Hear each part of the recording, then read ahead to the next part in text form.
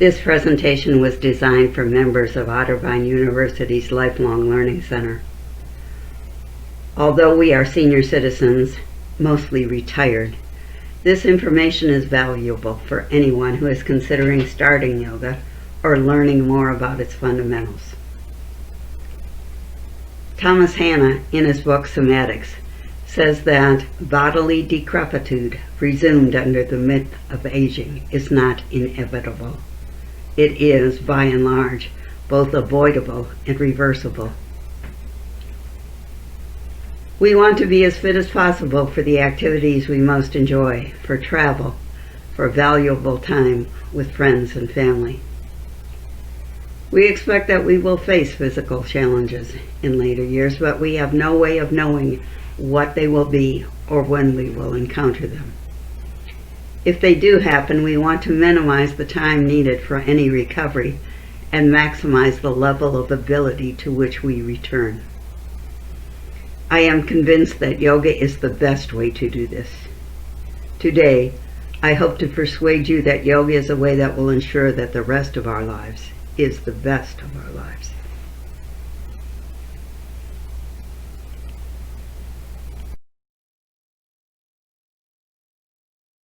These topics will be covered in the video. The time you spend on each is totally in your control. Skipping ahead when the information is not helpful or interesting. There will be times for activity. Feel free to join in as much or as little as you choose. They should be within the range of everyone's abilities. But be sure that you are always comfortable, that there is no suggestion of pain or discomfort in anything you do.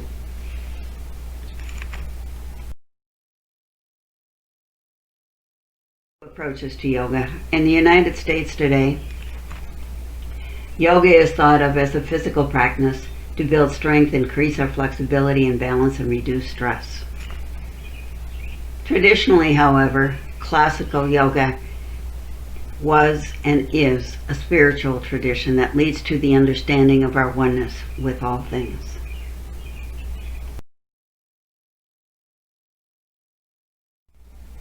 There are many lists of reasons to do yoga. I have chosen this one because AARP is recognized as a reliable source of information. We know that what they publish is well researched and based on scientific methods and has verifiable results. Although you may be too young for this specific list, consider this a sneak preview. Starting early only increases the benefits of a regular yoga practice. I will elaborate on some of these items as they are applicable in later topics, but for now I will focus on only two. Yoga increases balance.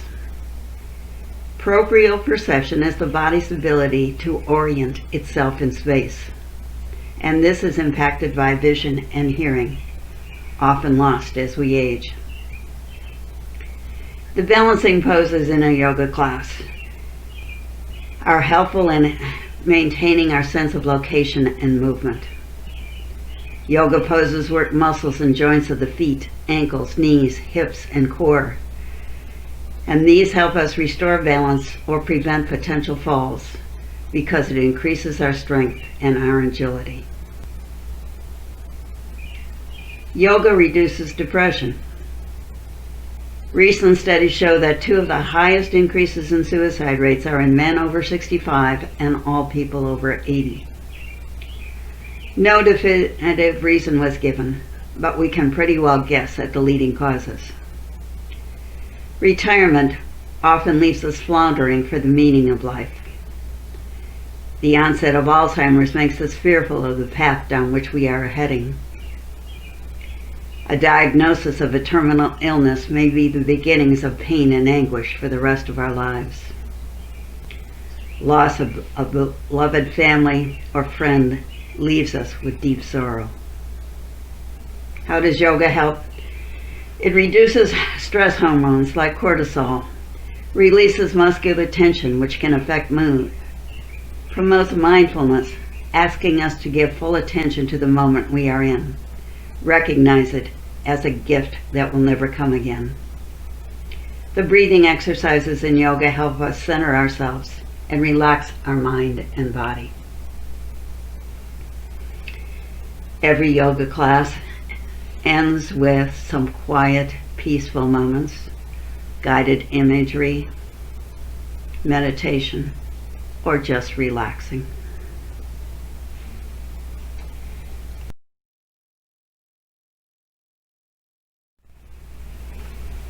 I've added these to the original list.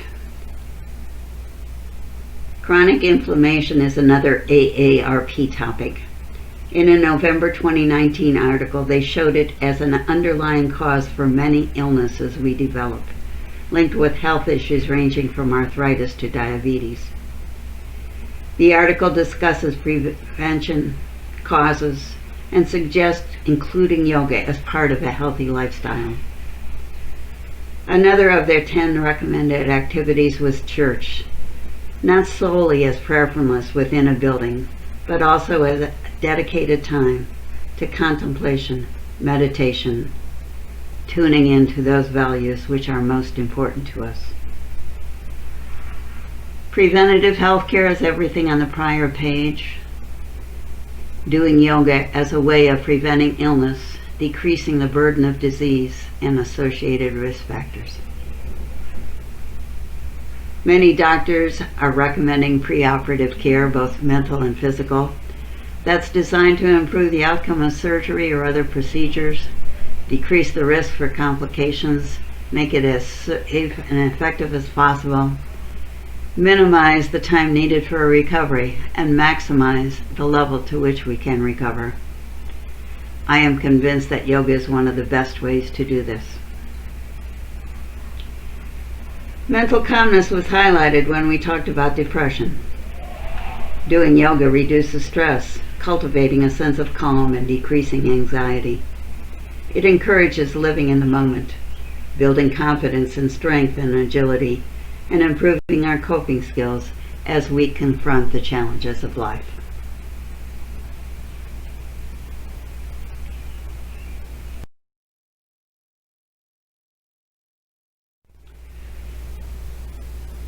So all of this is theoretical, but now we'll get to the reality of my life, why I think yoga is important. I was born in 1940 and started doing yoga in my mid-50s, sporadically at first, and then I developed a regular practice and do so daily now. My health was generally good until 2011, when I was hospitalized for multiple pulmonary emboli in both lungs and put on massive doses of blood thinner. 5 days after my release from the hospital, I developed a subcranial hemorrhage. Went through a vestibular schwannoma that no one knew was there, but it damaged my 7th, 8th, and 9th subcranial nerve.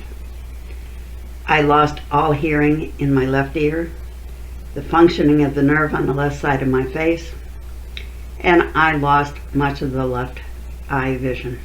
My face looked even worse than this woman's, with the cant to the mouth, the bend to the nose over to the side, and the big sag underneath my left eye. I spent 2 days in intensive care, and during that time I had filters put in my vena cava since I couldn't take blood thinners anymore, or needed to be a way of keeping any future clots moving up to my heart and lungs. I had to have my eye sewn shut to prevent severe drying and consequent loss of the eye. I spent 2 more days in the hospital, and then immediately afterward I went to 10 days of intensive rehab that covered physical, occupational, and speech therapies. When I arrived, I could not get out of bed. I could not stand on my own. Looking at this picture on the right, as is true in this, a therapist had to help hold me up using a strap around my waistline whenever I wanted to get out of bed, whenever I wanted to walk. But they knew I was a yoga teacher, and they let me begin doing what poses I could in bed, and then progressing throughout the week as I was able. I went home after that to a week of 24/7 care with the commitment of 6 more months in outpatient rehab. However, despite the severity of all this, 6 weeks after the event, I returned to work part-time. 2 weeks after that, I was back at work full-time, and within a month after that, I was back to teaching yoga classes. Unfortunately, 4 years later, I was homebound for weeks because of untreatable mud clots in both legs. The severity of the swelling, the impact on my circulation meant I could walk no more than 25 feet. I was committed to another round of physical therapy and yet again supplemented that with yoga. Third amount of damage to my health was finding out in the fall of 2018 that scar tissue now totally blocks my vena cava. The only way I get any blood flow from my lower extremities up into my heart and lungs is through the varicose veins my body has created in my torso.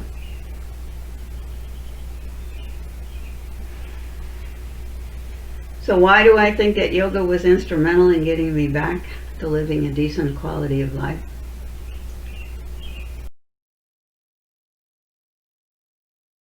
Yoga therapy from the first day that I was in the hospital. I started in bed, just doing poses, and there are quite a number of them that can be done flat on your back. And I was able to add to it as I built up my confidence, able to go to floor exercises within 2 days, able to do the assisted standing poses by the time I left. My base was strong because of my prior yoga practice. My core strength, the strength of my legs, my ability to support myself was already there. So when we began the therapy, we only had to focus on the things that were part of my current problem. I didn't have to rebuild things that should have been and in fact were ready. And my continuing yoga practice helps me maintain that strength and flexibility and overcome the balance problems that resulted from my loss of sight and hearing. As it often does, yoga helps focus on the present moment, what I could do today, now, to move forward. And because of this, I never got defeated by the height of the mountain I had to climb. Never considered that I would fail in my recovery, that I couldn't do it, that I couldn't move forward. Yogic breath control and exercises benefit my cardiovascular health. As we noted in AARP's list, it increases aerobic capacity. Studies, in fact, show that a 22% improvement is gained with a regular yoga practice. Other tests show that yoga improves 6 out of 7 measures of respiratory function. Yoga protects your heart, reduces blood pressure, significantly lowers levels of harmful LDL cholesterol. I live alone. I do my own cleaning, cooking, shopping. I painted a bedroom a year ago. I'm an avid gardener with rain, butterfly, herb, and rose gardens thriving. I drive. I travel. When I met with a vascular specialist last year, we discussed why he wouldn't recommend surgery. He asked me several times in that interview what it was that I wanted to do that I couldn't do. I had no answer for that. I am, at nearly 80 years of age, content with the quality of my life and have no doubt of yoga's positive impact on it.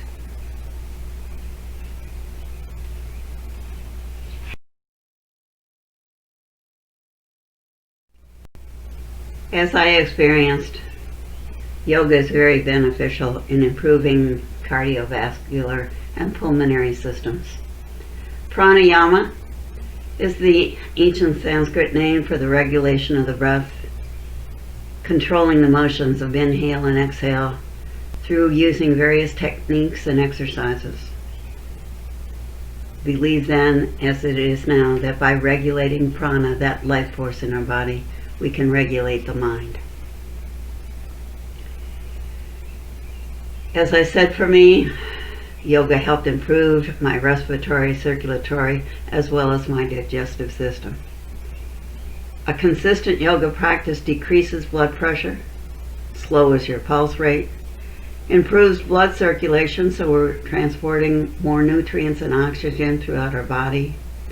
We have a decreased respiratory rate, the lungs are working more efficiently, and we have higher cardiovascular endurance.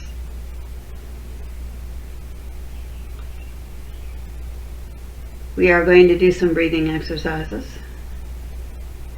Just doing the standard yogic breath, which is really exactly the same kind of breathing techniques that you would be given were you talking to a medical professional, an athletic trainer, anyone who is into knowing the necessity of breathing well.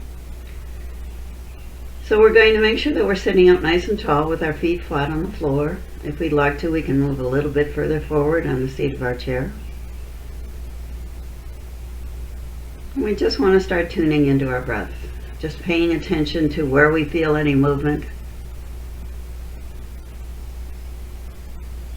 Breathing in through our nose, because that is the organ that filters and warms our breath. We breathe out through our nose to keep the warmth in our body, or we can breathe out through our mouth if we feel the need to cool down. What we're noticing as we're paying attention to our breath, that some breaths are longer, some shorter, some deeper, some more shallow. We're not trying to regulate the breathing in any way, just paying attention to it. And as we pay attention to the mechanics of the breath,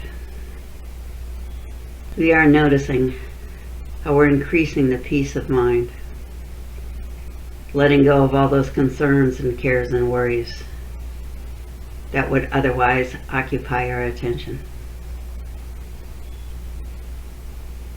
And then we think that we want the most efficient and calming breath by working with our diaphragm, the major muscle of breathing.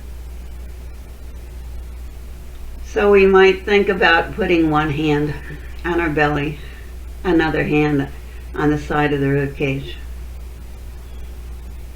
And notice what's happening. If we are working with that diaphragm, it's going to be dropping down as we inhale to make more room for the lungs to expand.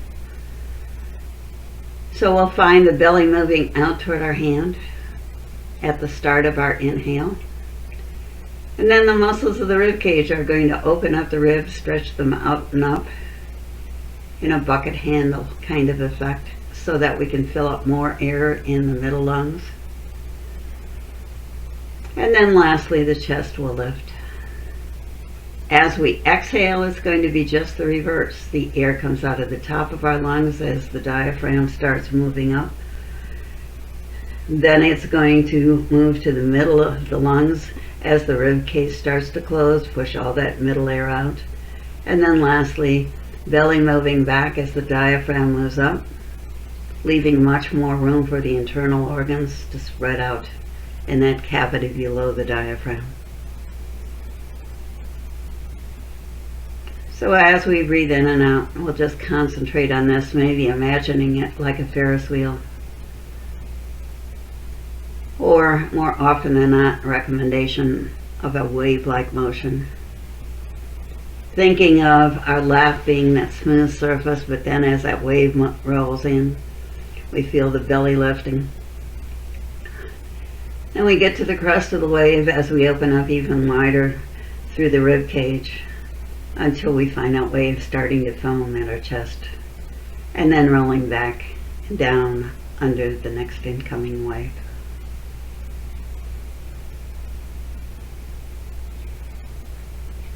Concentrating so hard on our breath that we move from thinking mode to feeling mode.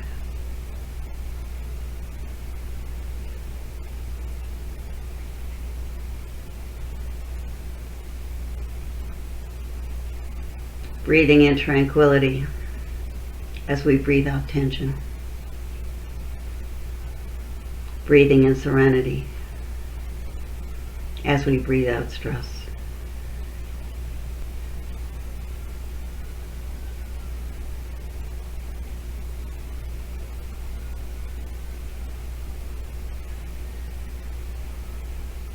There are many different yoga exercises, some that ask for breath retention, other maneuvers to help us focus even more deeply on our breathing. And you will encounter them as you go through your yoga practice.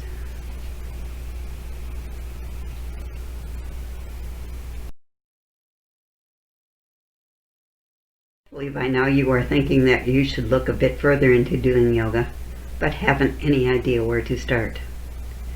There are variations and variations of yoga classes, but somewhere nearby there was one ideally suited to you.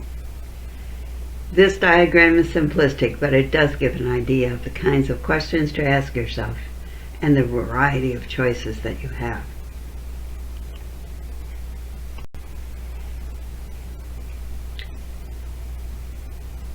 Of these pictures, the one on the top left is one from my senior yoga class, offers a variety of modifications that one can use within a yoga class. You'll see chairs in the background for anyone who chooses not to get down on the floor. This pose, camel pose, back bending, back strengthening pose, is being done by one of the ladies standing and the other one kneeling, depending upon how much tender loving care is needed for the knees. On the right hand side are two of the ladies who participate in my traditional Hatha yoga class. It is at an intermediate level. Please note that all these people are wearing just casual clothes, t-shirts, sweatpants, yoga pants, whatever suits. The middle row, left hand side, is a restorative yoga position. On the right hand side is a Vini yoga, or adaptive yoga. I'll talk about both of those in a few more minutes, as I will the one on the bottom left. That is a Bikram yoga class. The one in the middle is a class in which people are able to bring their dogs if they feel that they're not spending enough quality time with them. I don't know that the ladies are called yogis or yoginis, but I don't think that the pets are called doggies. On the left, there's a rarely found type of yoga class. It's one in which baby goats are brought in so they can massage your back in various poses. It's a class I would not recommend.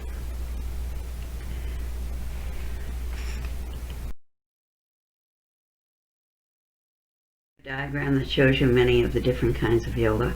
Certainly not the full panoply of all of them that are available, but it gives you different areas in which classes are being held. Hatha yoga is the foundation of most of these yoga styles. It is one that has been known to have been practiced for hundreds of years, and it's the basis of most of the other flavors of yoga being done today. There are beginner, intermediate, advanced levels. When you're looking at brochures on websites, you'll see some that don't have a specific yoga type, but you'll see names like senior yoga, beginner's yoga, gentle yoga. You can be pretty much assured that those will all be the Hatha style of yoga.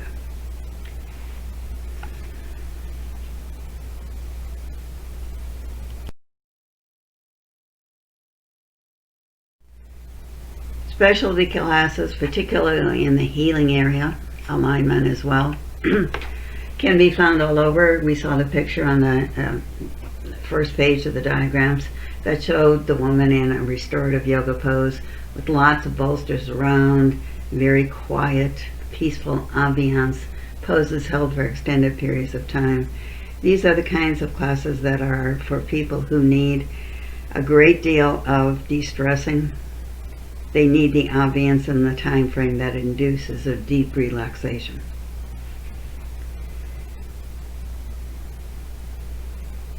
Vini yoga means that these are adaptive yoga classes. The one that we saw in that first diagram again, with people doing yoga in wheelchairs, was one such program.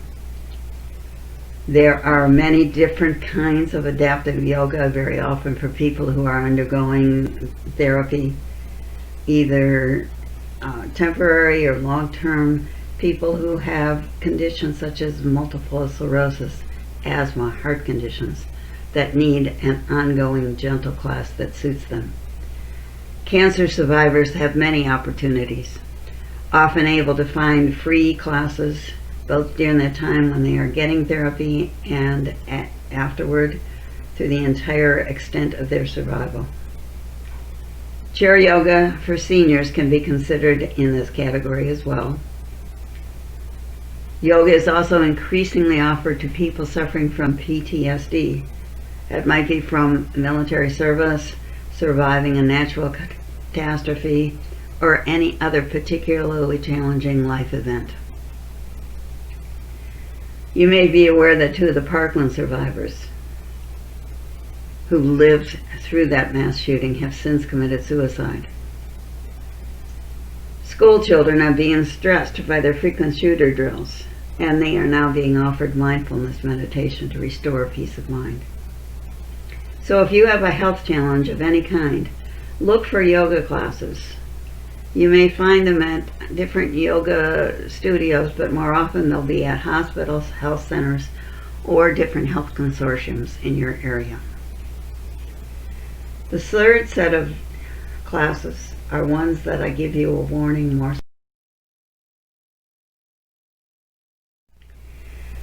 Yoga is generally not an aerobic exercise. You still want to be doing your walking, your running, your biking, your swimming, whatever you do for that aerobic activity. Ashtanga Yoga, however, is one that is continually moving with your breath. Usually the classes are a sequence of poses that last for 60 or even 90 minutes. You will see other classes out there with names such as flow yoga, but these are derived from this same Ashtanga Yoga concept, so they will be continuously moving. Please check before you attend one to make sure that's true in their case, that they haven't done a modification of it, and make sure that you would be able to keep up for that length of time with an aerobic activity. The last 2, I strongly recommend that you talk to your medical practitioner before you attend. The conditions in which they are done can be very stressful, particularly for those who have existing health conditions that are impacting the heart or lungs. These are done generally in rooms that are 105 degrees Fahrenheit with 40% humidity. Many of us would not even want to walk outside on that kind of ambiance. So I would strongly advise you to be very careful before you start taking such a class.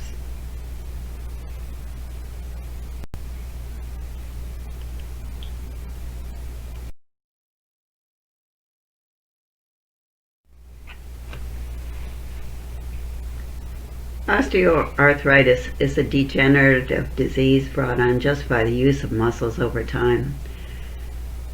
We note that it's one of the leading causes of disability in America, that it limits our everyday activities, causes painful restriction, and we find it mainly in weight-bearing and active joints. These diagrams of the knees give you some idea of what's happening with an arthritic joint. Over on the left, we see a normal joint. In the middle, joint suffering from osteoarthritis. The one on the right, rheumatoid arthritis, which can be helped very, very little in a yoga class, but certainly we can do quite a bit with the osteoarthritis. If we look at these bluish teal areas on the middle and the left diagrams, this is the synovial fluid. This is the body's WD-40 that lubricates the joints. The catch-22 with arthritis is we only get that built up and generated when we exercise. But with arthritis, it's painful to exercise, so many of us don't try to get those joints moving, don't bring the warmth, the blood flow through those areas. But we know that the slow, deliberate movement of yoga poses, coupled with the gentle pressure on the joints, provides excellent exercise to relieve arthritis symptoms. The stress relief associated with yoga loosens muscles that tighten the joints. Pain tolerance has proven to be much higher among those who practice yoga regularly. So these are all reasons that we would want to consider doing yoga on a regular basis.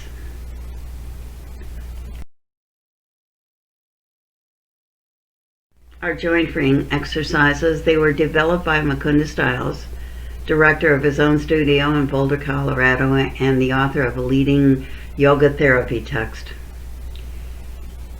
He notes that this series of poses move each joint gently and systematically through its full and natural range of motion to enhance joint mobility and relieve joint pain and stiffness. Each one of this and the next 3 slides shows you these different poses. It gives you the first and then the second movement involved with the inhale and the exhale. They're easy to follow, they're easy to read. Suggestion was made by Mukunda Stiles when I took the course with him was that you do each pose 3 times. There is no need to extend it to a great many times. 3 times he felt was sufficient to get the joints moving in the area that they needed. I will let you go ahead on these and do them now if you choose. I will wait a sufficient amount of time that would allow you possibly to get through them. If you choose to do this at a later time or not do them at all at any time, feel free just to move forward in the video to get to the next stage. But starting with our stick pose, Dandasana. These can just as easily be done seated on a chair. For the most part, there are a couple of them that will be otherwise. I will note those when we get to those slides.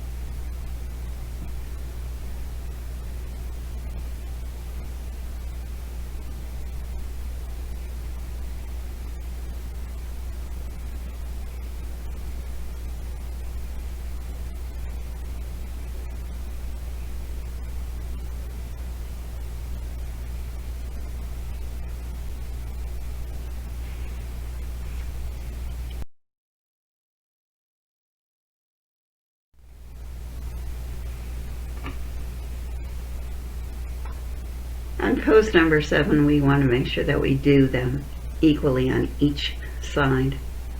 So after we've done 3 with one leg lifted, then we'll switch to the other side. 6, 7, and 8 can all be done with our hands on a seat of a chair if we do not want to get down on the floor. So then we would just have the hands on the seat of the chair and our knees and our hips and our feet in alignment.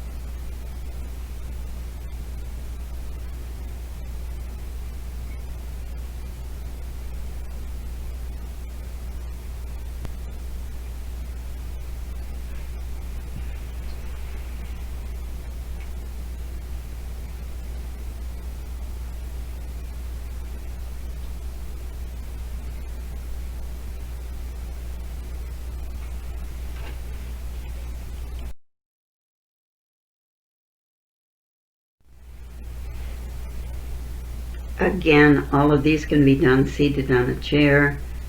We want to be very careful if we have bad knees that we don't want to be sitting with our legs this severely flexed, so using the chair might be a better option. We could always sit as well in tailor pose with our legs straight in front of us. Then at the knees are straight as we choose.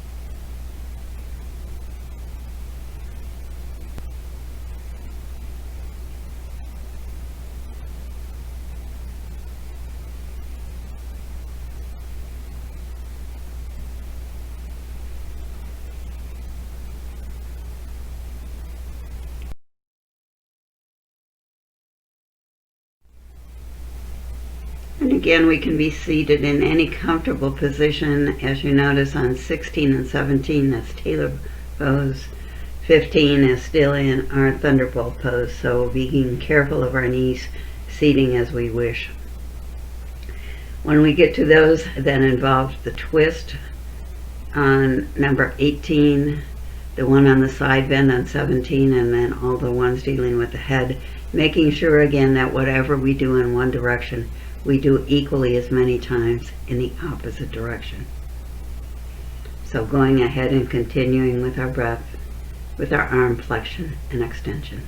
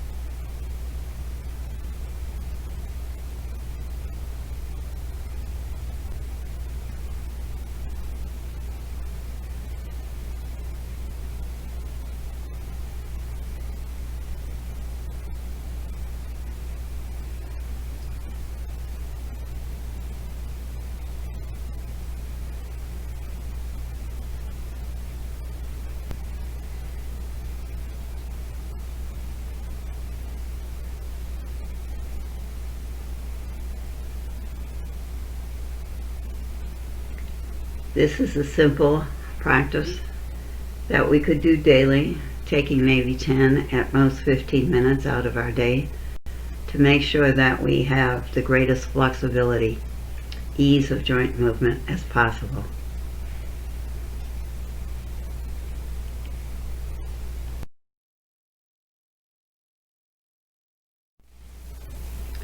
Now you have an idea what yoga can do, what kinds of classes to look for, but we need to talk a little more about what you need to get started. The only critical ingredient in any yoga class is you.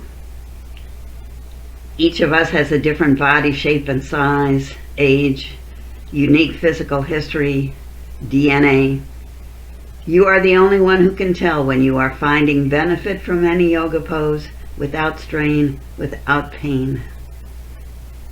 You want to come to a class or do yoga at home with an open mind and plenty of patience, but yoga is all about you.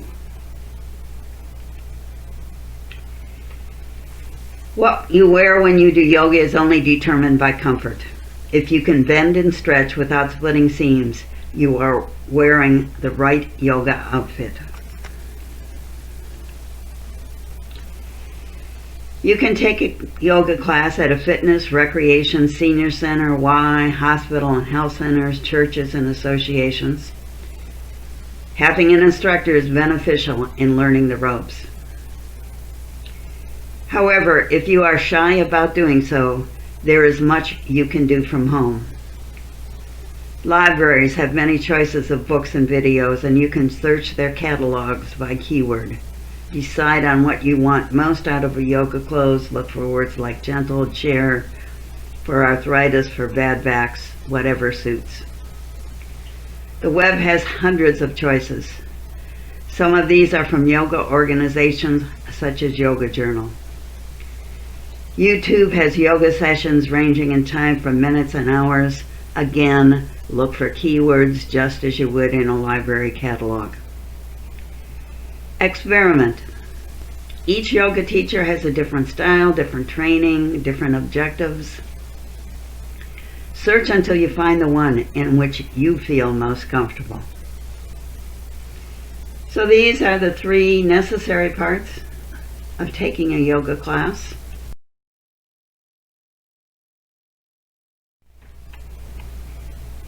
The next 4 are ones that are optional, not required. But if you are a person who is balance challenged or otherwise health challenged, using a chair or wall for support is very helpful. At home, this is easy to arrange, but making sure that the chair is firmly supported on the floor, it's not going to tip or slide on you. If you go elsewhere, occasionally you may find chairs in the room, but if not, position yourself so you can be close to a wall and get the support you need when you need it.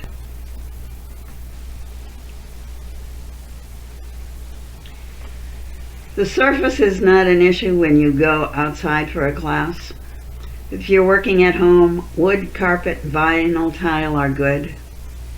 Ceramic, stone, brick, other such surfaces are hard on the joints, particularly the knees. When the weather is right, going outdoors into your yard on your grass on a warm, sunny spring, fall, summer day is a great way to do yoga. Most people use a yoga mat. Some locations supply one, most don't. Although the surface on which you are may not require that you use a mat, for example on a carpet, it may be soft enough, steady enough. Most people want their own personal space, want to make sure that the cleanliness of the area that they're using is up to their standards. Yoga mats are often called sticky mats because they do not slide along the floor. Your feet do not slide on the surface. Keeping that in mind, do not use things like blankets or towels because that will not be true.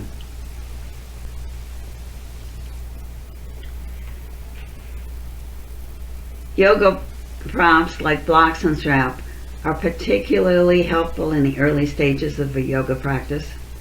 They enable you to get into a pose with the proper alignment and support and move a little more deeply into it. There is no need to purchase expensive equipment. A bathrobe belt, dog leash, well-worn towel, or any other non-stretching material of suitable length will work just as well as a yoga strap. Bolsters, pillows, folded blankets, again, can come from your home. They're helpful to sit on if you have tight hips and hamstrings. They're good padding for the knees if you're down on the floor. They can be used in a variety of ways, so they might be something that you want to keep in mind as having handy when you're doing a yoga practice.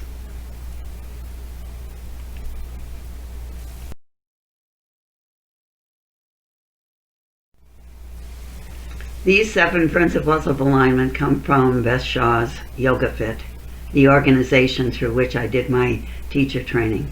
It focuses on fitness and safety as we do yoga.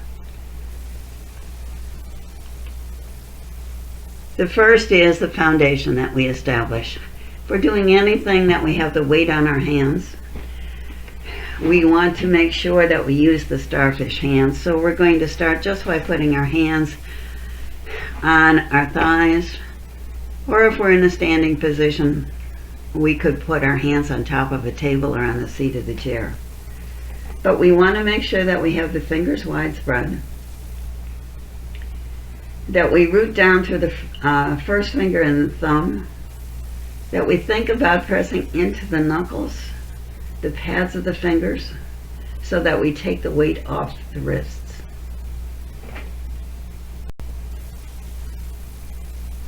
When we're doing the foundational feet, if we're not already doing so, let's stand. And we're going to think, as we did in the joint freeing exercises, about that eversion and inversion, curling our toes under, rolling toward the outside of our feet, and then spreading our toes and rolling inward. Then we'll flatten out our feet. We'll roll from the heel forward to the toes, feeling the edges of the feet, particularly the front of the ball of the feet as we roll back and forth.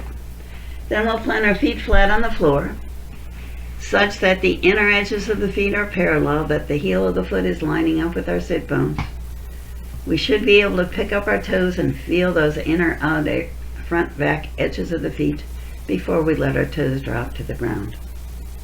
We want to be thinking of lifting through the arches of the feet, stretching high.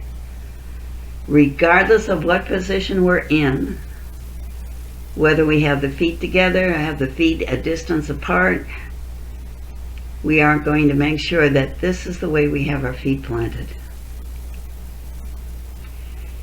When we're in a standing pose, this picture shows the woman with her arms raised overhead, but this is not necessarily true. It's just for illustrative purposes.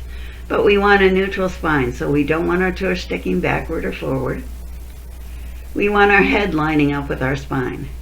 So we should have a plumb line from our ear through our shoulder, through the middle of our hip, down into our feet. We're thinking about pulling our shoulder blades in toward our spine, called retraction, and then down toward our waistline, depression. That helps us get a longer line through the spine. It helps us open up the chest, keeps us from rounding our shoulders, improves our cardiopulmonary capacity. And having that good alignment improves our ability to stand up straight, to look good while we're standing, to have our clothes hang correctly, maybe even to look as though we're 10 pounds lighter without losing weight. Posture important here, as it always is. The knee alignment is important for keeping our knees safe. When we are standing, we want to make sure that we place the knee directly over the ankle unless the pose is specifically designed to do otherwise.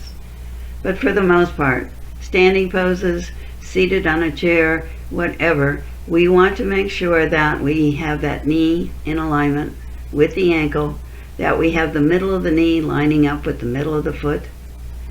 And for the most part, unless otherwise designed, as we look down over our knee, we want to be able to see our big toe. We keep the thigh muscles engaged and press down through the base of the heel as well as the ball of the foot.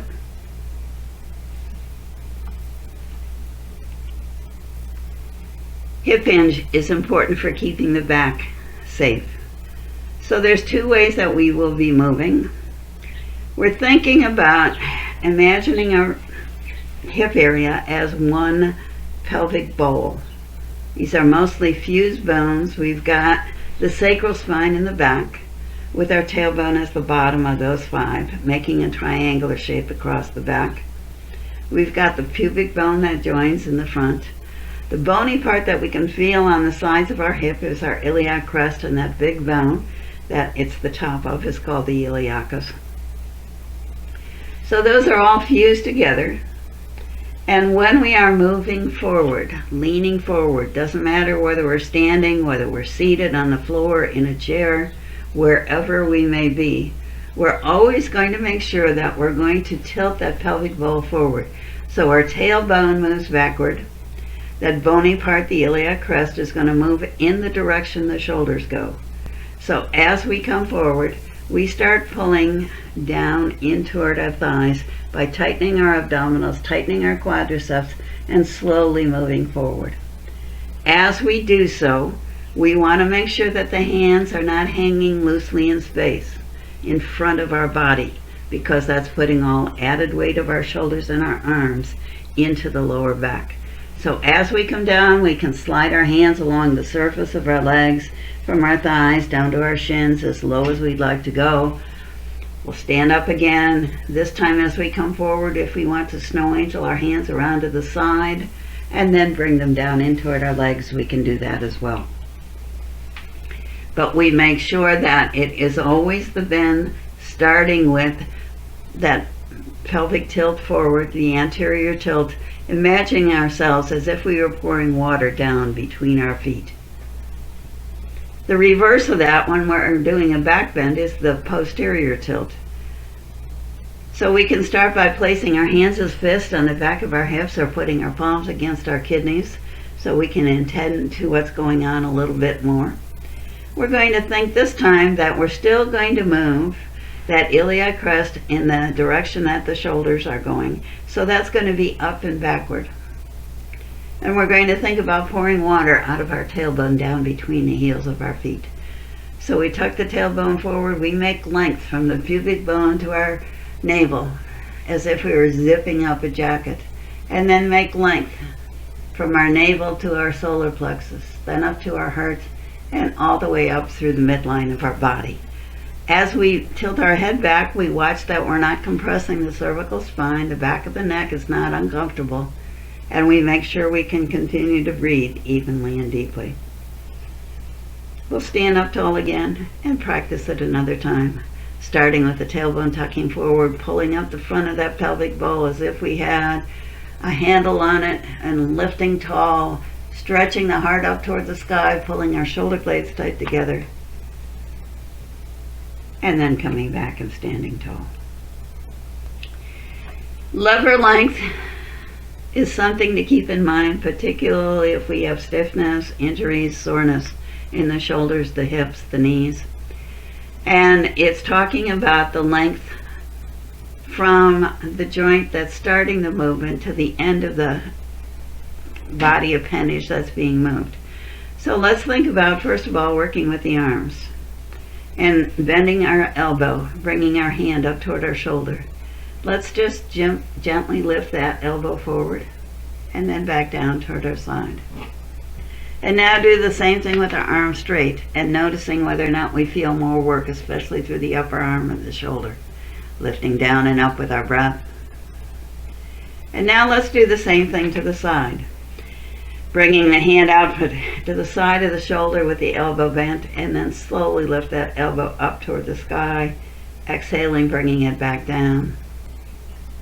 Doing it again and noticing the sensations. And now let's do that with our arms straight, and again noticing whether or not we feel more work being done through the top of the shoulder into the upper arm. So if that causes pain or strain for any reason, we are going to keep the elbow bent, maybe even in closer toward our body, than we would otherwise. The same is true with our legs. Let's try lifting our leg in front by bending our knee, pulling it up as high as we'd like, dropping it back down. Another time lifting that knee and down to the floor. Let's do that now with a straight leg. Lifting our leg as high as we'd like, might be just a few inches, might be even with our hip or even higher. Then we'll lower to the floor, try it again. And see whether or not we feel as though we have to do more work on the front of that thigh, the quadriceps, through that hip flexor that hooks up our spine down into our femur. We'll do the same thing, lifting our leg out to the behind us. We're going to bend our knee and swing it back and forward with our breath. And now try it with a straight leg, and try not to bend through, arching the back, but keeping just the movement through the hip and noticing how much more we can get out of a bent knee than we do with the straight leg. We can do the same thing to the side. Maybe not as noticeable, but trying it with a bent knee and then with the straight leg.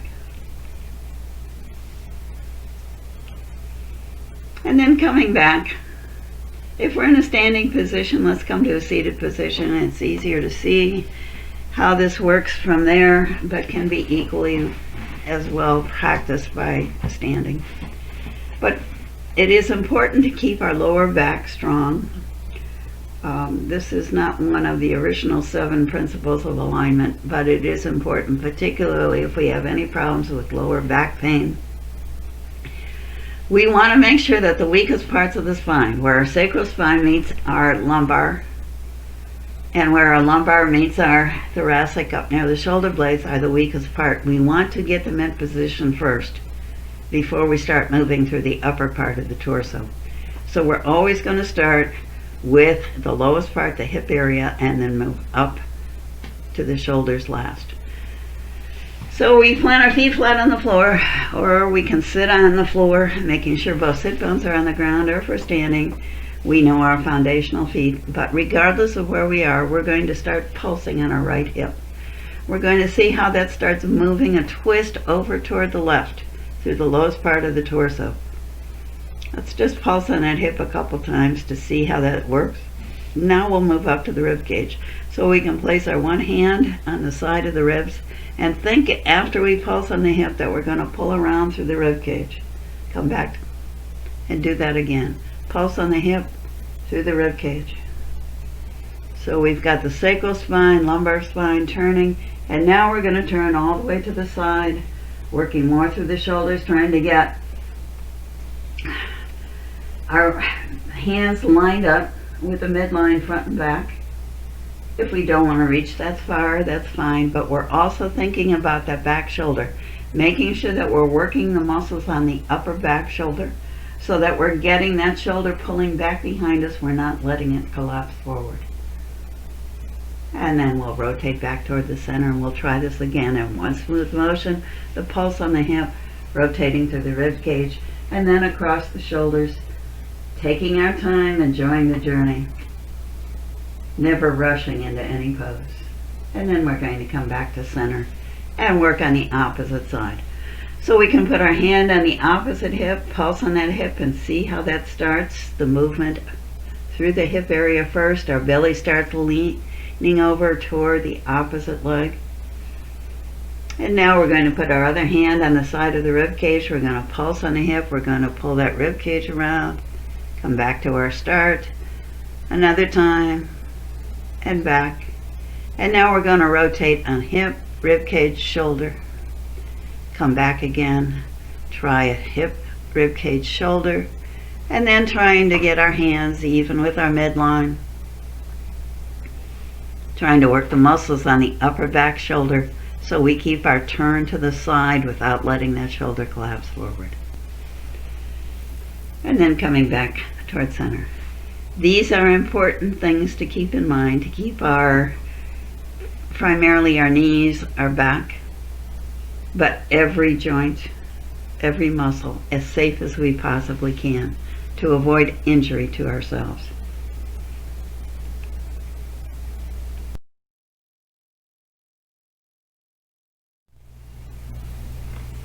Like arthritis, back pain is another situation that can be alleviated by a regular practice of yoga. As Mayo Clinic tells us, back surgery can relieve some of the causes of back pain, but it's rarely necessary. Most back pain resolves itself. Problems typically respond to non-surgical treatments. Physical therapy is one of those. Physical therapists often include yoga poses. Yoga by itself can help a great deal toward easing back pain. This is more detail from AARP's reasons. People who took 2 90-minute classes a week for 6 months, one study showed, reduced their back pain by 56%. Those who got standard medical care experienced just a 16% decrease in pain, an indication of how well yoga can work. So we're going to do a sequence of gentle poses that are going to help with back pain. They're going to be done seated on a chair. Many of them can be done either in standing positions or seated on the floor. But for ease, for all of us today, we'll stay seated on the chair. We know the foundational principles. How our feet are supposed to be planted with the heels lining up with our sit bones. We want to be sitting a little bit away from the back of the chair, but make sure that we pull our feet forward so our knees and ankles are in alignment.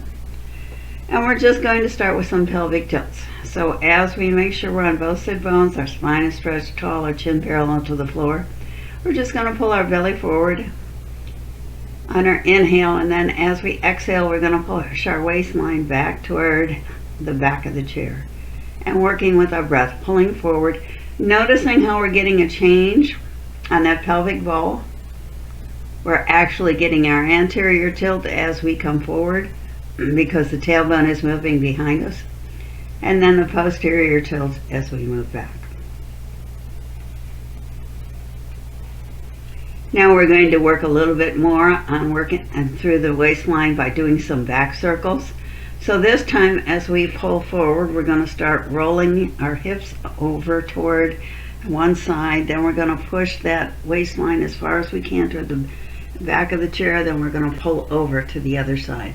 So we're just making a circle through our midsection, involving the lower back and the hips. And then we'll reverse direction. Nice, slow, easy inhale as we come forward and a gentle exhale as we move backward.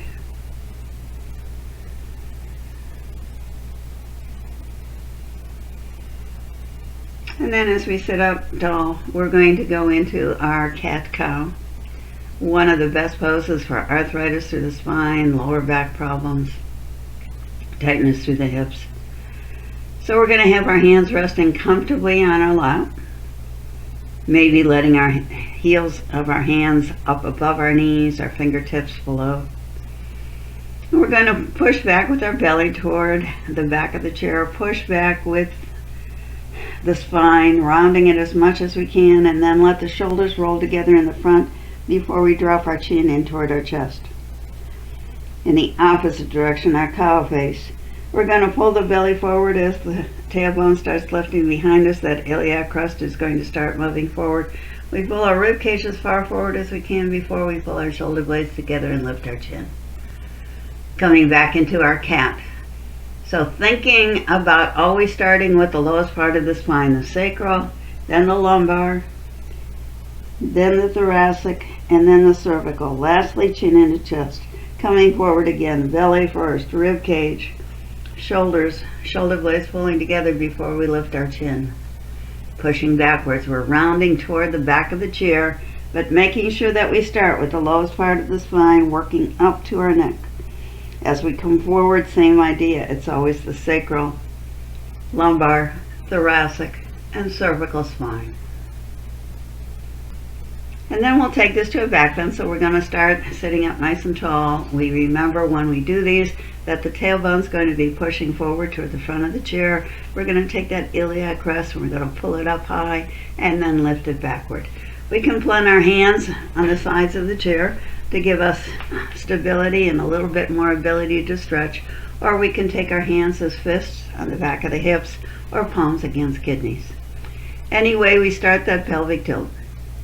We think about zipping as we pull the belly forward and making as much length as we can from the pubic bone to our navel. And then we're going to lift our heart up toward the sky. As we exhale, we're going to come back to our starting position. Deep breath in, pushing belly forward, opening through the rib cage, spreading wide through the shoulders as we lift the chin, coming back to our starting position. And one more time. Again, if we want to press into the hands, we might get a little more lift through the heart, and then coming back to our start. Now we're going to start moving into a child's pose in steps. So we're going to start sitting nice and tall, letting our hands hang down the sides of the chair. We're going to roll our chin in toward our chest, and then we're going to keep rolling forward, bringing our belly down toward our thighs. And then slowly dropping our hands as close down toward our feet as we'd like. Deep breath in as we sit up tall. Exhale, rounding the chin, letting the shoulders round.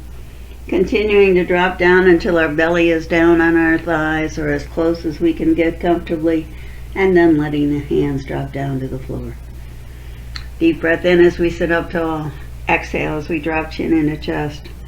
Inhale as we drop belly down to thighs. Exhale as we drop hands to the floor. Stretching through the back helps much with any back pain that we might have, but remember that we never want to pull the arms straight forward in front of the shoulders. We'd like to snow angel them out to the side because we're going to come into a forward fold, and we don't want all that weight of our arms and shoulders on our hands. So we'll take a deep breath in, stretching high to the sky as we bring the arms out to the side. And then arms straight out to the side as we hinge at the hips. That anterior tilt, abs tighten, quads tighten. As we lean forward, bringing our hands to the side of our legs. Deep breath in, stretching high to the sky. Exhaling, coming forward again. Thinking about abdominals, tightening down into the quadriceps as low as we can drop forward. So we're feeling that stretch across the back of the hips. Inhaling, stretching high. Exhaling, coming down again. And we'll take this to a forward fold. Again, we're going to straighten out one leg. We're going to have our other foot planted flat on the floor so that we can keep our stability. We're going to do our hip hinge again. Coming forward, taking both hands down the long leg, trying to see if we can reach them down to our thighs first, maybe then down to our shins, maybe even reaching for our toes. If we'd like, we can really push through the heel of that foot. We'll take a deep breath in, slowly sit up. Exhale into that fold again. Taking our time, enjoying the journey. Nice slow exhale as we tighten our body in toward our leg. Deep breath in as we sit up tall. Coming forward one more time. And then we'll switch to the opposite side. So straightening out the opposite leg, the other foot planted flat on the floor, again, knee and ankle in alignment. We want to make sure that we're not hyperextending that extended leg, but we'd like to push through the heel. Pelvic tilt. That hip hinge that pulls our body low in toward our legs. We can do more if we tighten abs, tighten quads, and sitting up tall on our inhale. Exhaling forward.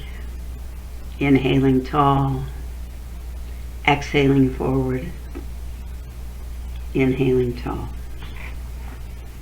Spinal twists are one of the best ways that we can loosen up through the spine. Really good again for people with lower back problems, people with arthritis of the spine. There are a number of ways that twists can be done. Doesn't matter whether we're seated on a chair, on the floor, lying on our backs, lying on our bellies, kneeling down, just multiple variations of ways we can do a twist. But we'll do the simple one now.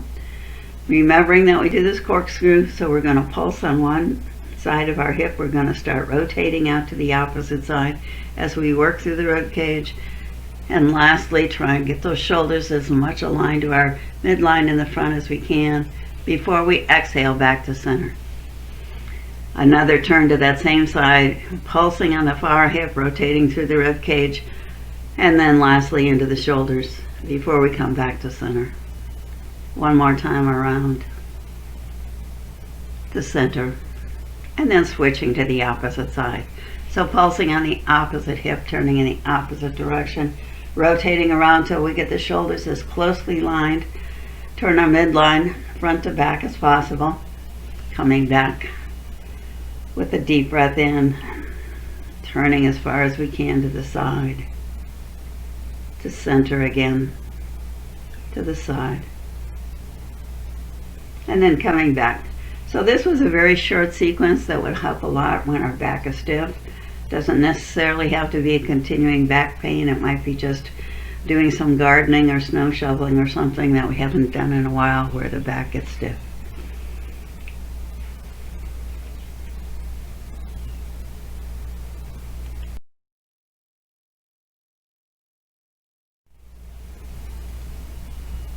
Over the last hour and some, we've learned a lot about how to get started in a yoga practice, done a few yoga poses, exercises that help us with different situations. We usually finish every yoga class, very often start them with the word Namaste. This is a guided meditation that talks about that.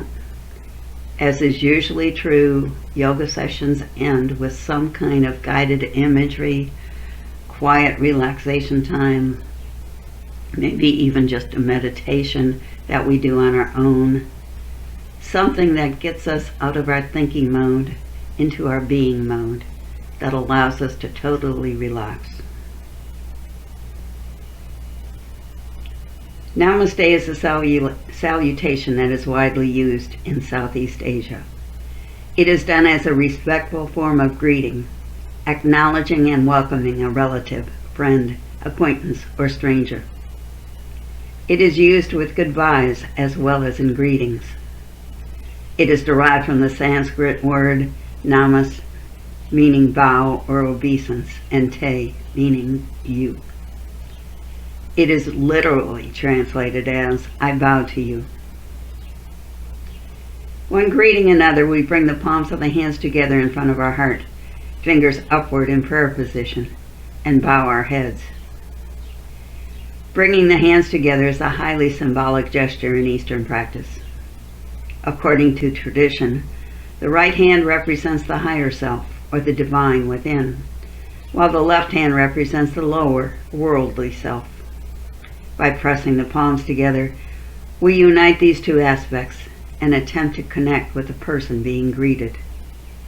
The gesture is a gracious form of extending friendship in love, respect, and humility. Broader interpretations of Namaste are, I bow to the good qualities in you. I honor the place in you which is of love, truth, light, and peace. I honor the sacredness and equality in us all. All that is best and highest in me salutes all that is best and highest in you. I believe that the life force, the divinity in me, is the same in all. Depending on one's spiritual beliefs, this divinity might be the God you honor, within a traditional religion or otherwise. Those who have no religious belief might consider this the life force, cosmic energy, the universal energy in every object throughout creation. From either viewpoint, we recognize that we are all vital to the present moment in the universe. Namaste brings to mind our awareness that we cannot exist alone. We are woven into the fabric of all creation, our threads connecting to those around us, near or far, currently being woven or included in the fabric long ago, and impacting the weaving of the cloth into the future.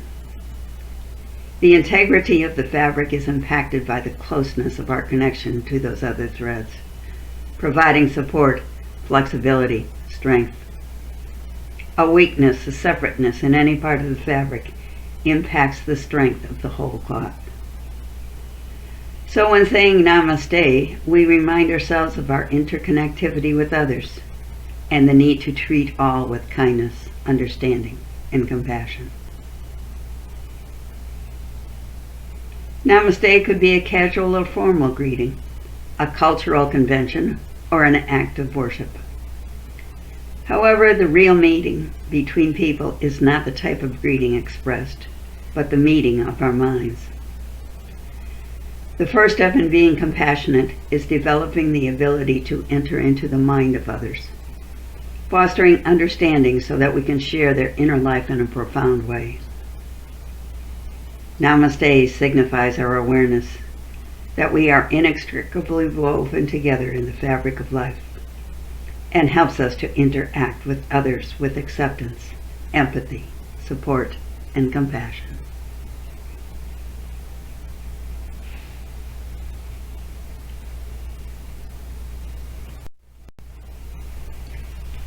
So sitting up tall in a chair, taking a deep breath in, we'll snow angel our arms around to the side and reach high to the sky before we bring our palms together down to heart center.